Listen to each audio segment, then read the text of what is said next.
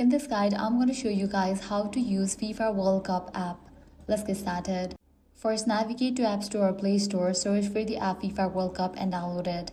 Once completion of its download process, launch it, provide your credentials and log into your account. You will be directed to the dashboard where you immediately see featured matches, breaking updates and tournament highlights, helping you quickly catch what's happening right now in the World Cup. The matches and fixtures section lets you browse every game by day, team or group, so you can easily find when your favorite country is playing and what matches are coming up next.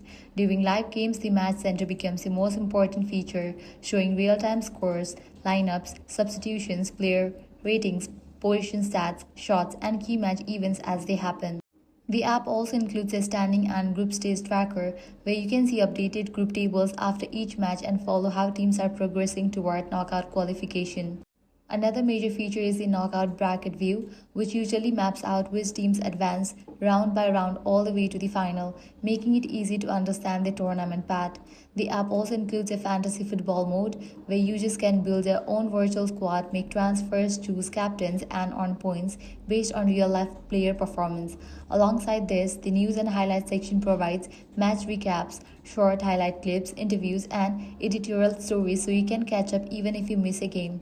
For travel and matchday planning, the app includes stadium and host city guides, offering information about venues, directions, and fan experiences in each city. It may also provide ticket-related updates, guiding users on when and how tickets are released or managed through official FIFA system.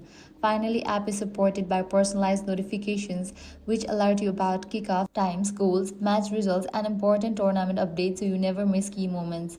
So that's it. This is how you can easily use FIFA World Cup app. If this guide helped you out, do not forget to like, share, and subscribe.